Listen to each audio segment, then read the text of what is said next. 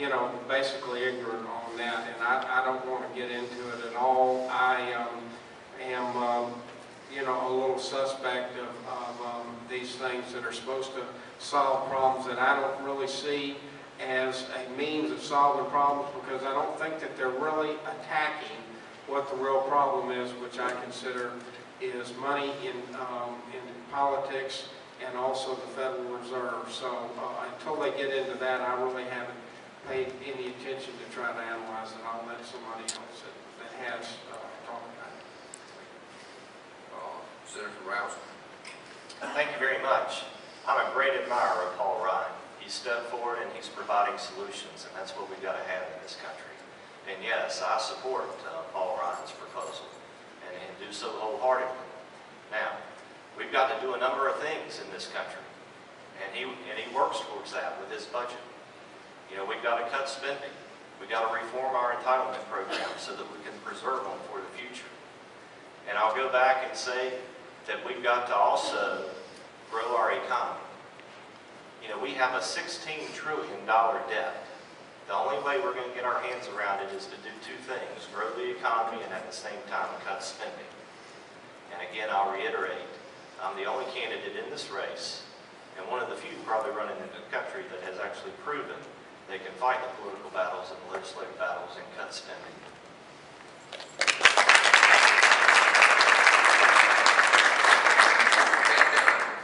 Once again, I salute my opponent's 20 years in Washington, but I think that in the last 10, I probably spent more time in North Carolina, Senator, than you have. But the bottom line is, the Paul Ryan budget is something that I've been talking about since 2010, when I ran for Congress the first time against our entrenched Democratic opponent, Mike McIntyre. And the Democrats spent $2.5 million attacking me because I took a position on this thing called entitlement reform and on what we needed to do to lower taxes and to have a more competitive private sector than we do today. The reason that I support the Ryan budget plan, and we've talked some of the highlights a moment ago, but I have to tell you something. This is a case study in what leadership looks like. The Senator and I have been running against each other now for almost 9 months, and this is the first time that he's publicly taken a statement in support of the Paul Ryan budget, because it is controversial, number one. But number two, why is it controversial? If you look back to 2010, the Republicans wouldn't embrace it until after there was a Republican majority. Even Newt Gingrich called it right-wing social engineering, because it deals with the entitlements, which are so dangerous and politically divisive. So I want you to consider leadership isn't leading from the back, it's leading from the front. Thank you.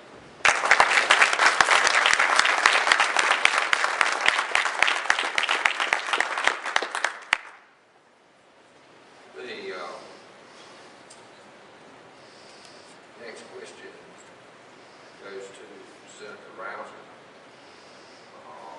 Are you in favor of the North Carolina gay marriage amendment, and explain? Well, first, I want to address some fuzzy math by my opponent. I was in Washington for a total of 10 years, not 20 years. Secondly, I am strongly in favor and am a co-sponsor of the marriage amendment that's on the ballot. There's probably hardly anything that's more important to the future of civil society, the future for our children, than defining that marriage is between a man and a woman. I was very proud to help sponsor that bill and get it through the state Senate so that the voters will have the opportunity to make that decision, to cast their vote in favor of marriage being between a man and a woman this May. Thank you.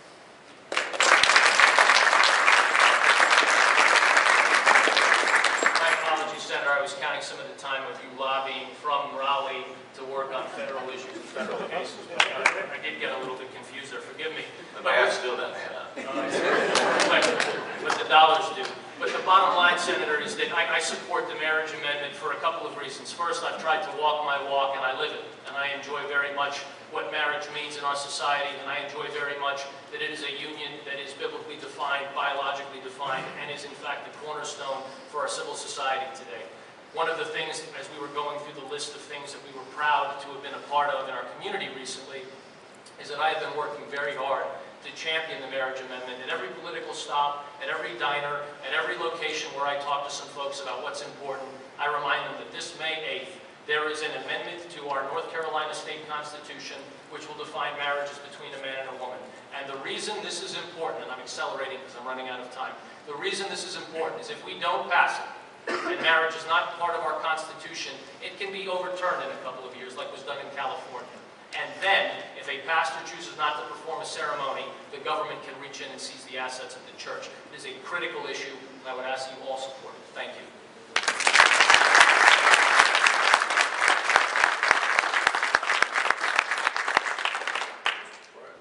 I'm going to try to express myself the best I can on this. I am definitely in favor of it. I kind of compare it to the South and the North, and this is a Southern issue, and the North would be the one that's against it. I'm a Southerner, so I would fight for it just as hard as maybe I would in the Civil War. So I'm in favor of it. The only thing that I have a problem with is I don't like these divisive issues that pit American against American. And I think Obama picks these things, and this media picks these things to fight, to get Americans fighting against each other, and I have that problem. But I have researched it a little bit, and so I'm definitely on the side of it for all the reasons that others have spoken here. Thank you very much.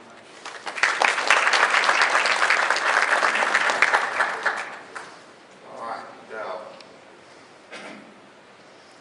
got a question. I've heard some of the comments, and then we've also term limits. Term limit debate is as old as the Congress in '94 when we took over, supposedly. And my question it goes to this.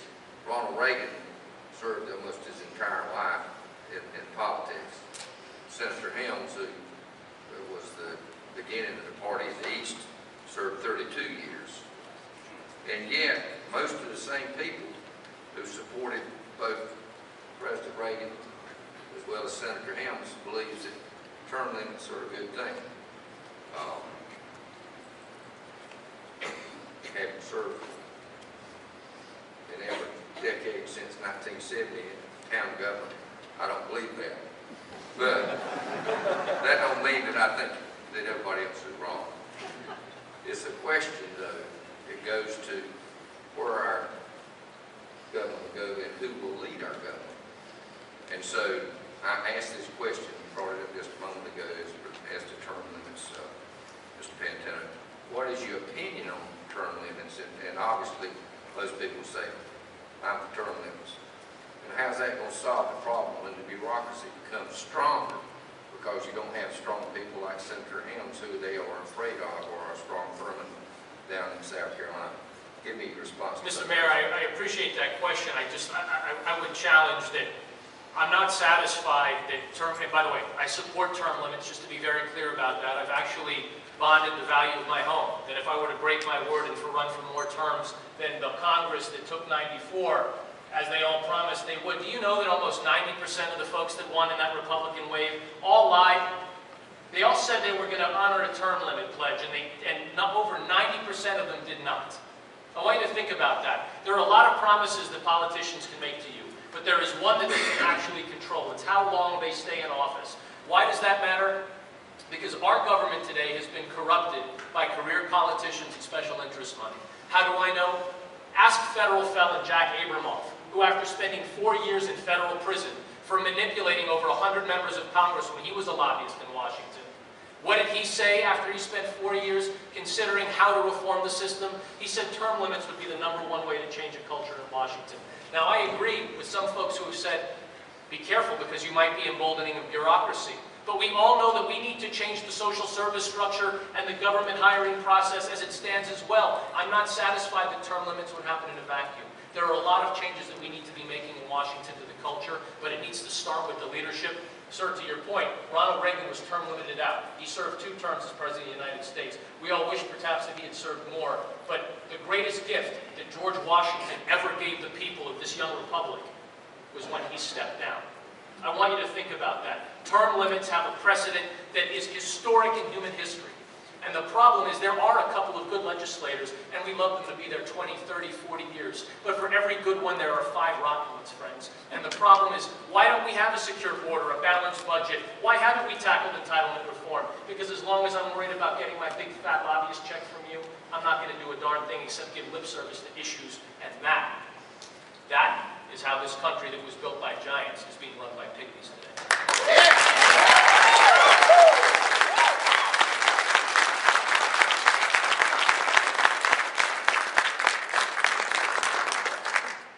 Senator Rouse. You know, there's 2 sides to every sword. You know, everybody's worried that if Barack Obama wins a 2nd term, he's going to be unleashed. There's going to be no restraint. Why is he going to be unleashed and no restraint? He no longer will be accountable to the voters. Now, I do not support term limits because of my experience working for Senator Helms. One of the reasons why he was as strong and as powerful as he was, one of the reasons why he was able to take care of his constituency the way that he did when they had a problem, was the very fact they didn't know if he was going to be there 1 more year or 30 more years. If you want to hand the keys of power to the liberal bureaucracy in today's age, term limits will do it. The answer? Instill free enterprise in the elections. Let people give what they want to give. Have it all disclosed. And then the average person can run and compete with the incumbent congressman or governor or whoever it may be. And they can win.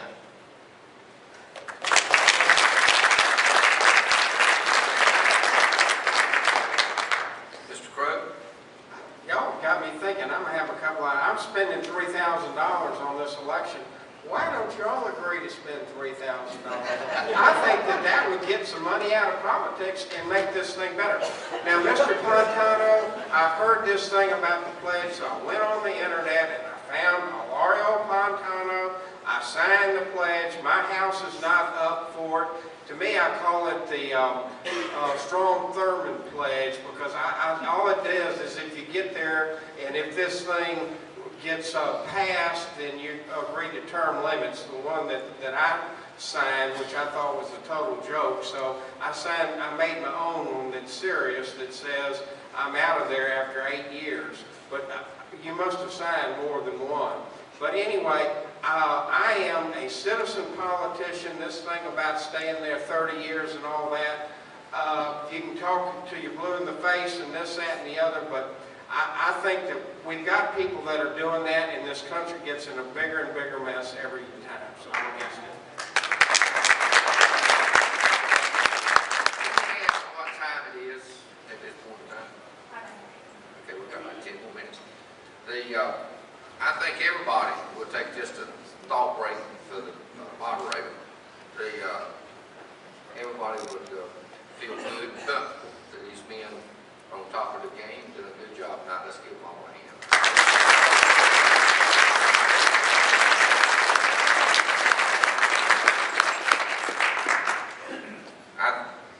I do believe that sometimes you have to be careful what you ask for. And every time that we, as Republicans, do things that we think will make the country better, sometimes the Democrats get in and I don't want to take it and use it better than we use it. So you do have to be careful as it relates to that. I am reminded of what Senator Helms said, as well as Senator Sanford, who was Governor Sanford at the time. You know, after the 72 election, Senator Helms got elected. John Cooper back here, and several others may have been there, but I was there that night. And when he finally won, Senator Helms said he was going to carry our message to Washington, and he would never vary in it. And when they got tired of hearing it, they could bring him home. He's the one that came home himself, you know, after 32 years. And that's the kind of leadership we need. Now, the other thing is this. Sanford, yes, sir, just a second. Mr. Sanford came along after supposedly the Watergate thing to solve the problem of politics. And Senator Sanford, at that time, come out and had the Sanford Commission that was going to take money out of politics. We've seen how well that worked. That worked well at all. And each time we have a national election, they do it again. So what I'm trying to simply say by that is this, that most things that they do in Washington don't work. I believe these three men that represent us here tonight can go and help change that and change what's going on in Washington, because it's just a problem. And we see it every night, confronted with it every night on TV. Mr. Mayor, if I might, I just would like to respond, since you made a point in affirmation of my opponent's stance against term limits. May I make a point? May I just rebut that quickly? Yes, sir. There's a senator that I'm very fond of. His name is Senator Jim DeMint, and he is the architect of this term limit proposal. And what I would offer there, sir, is that if we had term limits and everyone who was seeking an office knew it was for a limited time, you weren't running against lifetime members, it would be a different caliber of folks that would seek the office. There'd be a lot more men and women in this audience, teachers, business people, and the like, that would give it a shot. And I guess the last thing that I would offer to that, sir, is incumbents are reelected 95% of the time, friends. 95% of the time. They sit on a mountain of money. They sit on a mountain of name ID. They sit on a mountain of favors. How many children did they put through the Air Force Academy that are going to make sure Bubba gets another reelect? You think about that. How many times? After how many years? Every time they show up for a ribbon cutting in your town, are they in the newspaper? I bet they are. Decade after decade. That becomes a very high hurdle to climb.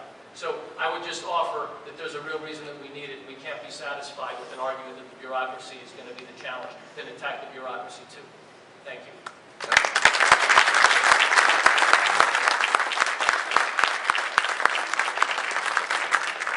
1994, when it was part of the contract with America, I was opposed to it then, so it's not just now. Fair enough. I have great hopes one of you gentlemen will represent me in the 7th district, and if you do, I want you to be there long enough to be able to control that bureaucracy. Now, the other question that we have here, and this is a very important question, and it gets bantered around a lot, but there's two sides to this question. Earmarks. And this one was, I believe it's your turn, Mr. Pantana. And the use of earmarks has been criticized as an abuse of legislative power. If elected, will you abstain from this practice, or will you use the system of earmarks to bring a portion of the tax dollars back to the district? Now, explain that, and again on both sides, what an earmark is. Obviously, we can point to bad earmarks, but there are some good. The question to you. I'm going to start at 30,000 feet, and then we're going to get to ground level. Article 1, Section 8 of the Constitution enumerates the powers of the Congress, and we have to be very clear. We have budgetary authority. We have spending authority in the Congress. Often that gets abdicated to the executive branch, so now we're finding the legislative branch has ceded power to the executive branch. We've been complaining about this power grab of Obama and his czars over the last couple of years. All of that is true, and a point can be made that don't you want that ultimate spending authority to live inside the Congress? But the problem, friends, the problem with the seniority system as it exists today, and the reason that I oppose earmarks, is because that pork barrel spending, and you've all heard that expression, are you going to bring back to the district what belongs to the district? When 435 members of Congress are committed to doing the exact same thing, that leads to ever-increasing, spiraling deficit and debt. That is the road that's gotten us exactly here. This didn't happen on its own. It didn't happen on its own. Now, listen, aircraft carriers under President Carter wouldn't have existed if it wasn't for earmarks. The MRAP, mine-resistant vehicle that saved the lives of some of my Marines, wouldn't have existed if it wasn't for an earmark. Is it true that when a member of Congress has an opinion about something being important, that it's not always junk or terrible? Yes, it's true. But can't we find a better way to streamline and to actually have a methodical process for allocating our very limited resources as we go into 2012 and 2014? I've got 2 children, and I'm not satisfied that they're going to be saddled with 6 figures in debt apiece. I'm not satisfied with that. We have to reform the system and say we've got to always do what we've always done. No, that will get you what you've always gotten. And if you like what we've got in Washington, friends, we've got a 16-year incumbent in the congressional seat right now. Might as well leave him if you like all that experience. I would offer it's time to do something different. We started in 2010. We got the hope. In 2012, it's time for the change. Thank you.